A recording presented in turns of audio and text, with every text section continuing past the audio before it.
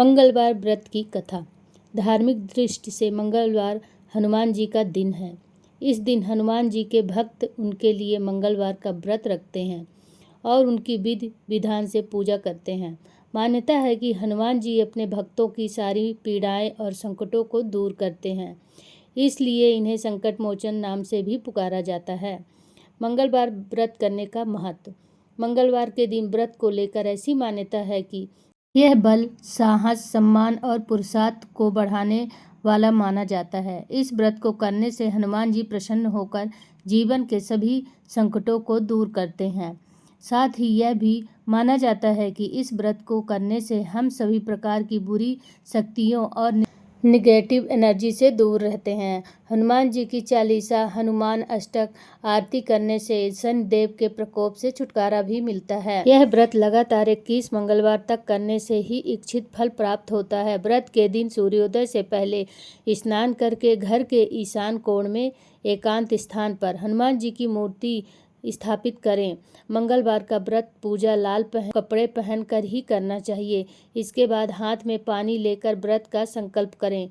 हनुमान जी की मूर्ति के सामने घी का दीपक जलाएं और फूल चढ़ाएं। रुई में चमेली का तेल लेकर भगवान के आगे रखें। उन पर चढ़ाए या तिल के तेल में मिला हुआ सिंदूर हनुमान जी को लेपना अच्छा होता है। चंदन को घिस कर केसर में मिलाएं और इसे हनुमान जी को लगाएं। इसके बाद मंगलवार का व्रत पढ़ना चाहिए। मंगलवार व्रत कथा। प्राचीन समय की बात है। किसी नगर में एक ब्राह्मण दंपति रहते थे। उनके कोई संतान न होने के कारण वह बेहद दुखी थे। हर मंगलवार ब्राह्मण वन में हनुमान जी की पूजा करने जाता था। वह पूजा करके बजरंगबली से एक पुत्र की कामना करता था। उसकी पत्नी भी पुत्र की प्राप्ति के लिए मंगलवार का व्रत करती थी। वह मंगलवार के दिन व्रत के अंत में हनुमान जी को भोग लगाकर ही भोजन ग्रहण करती थी। एक बार व्रत के दिन ब्राह्मणी न भोजन बना पाई और न ही हनुमान जी को भोग लगा सकी। उसने प्रण किया कि वह अगले मंगलवार को हनुमान जी को भोग लगाकर ही भोजन करेगी। वह भूखी प्यासी 6 दिन तक पड़ी रही।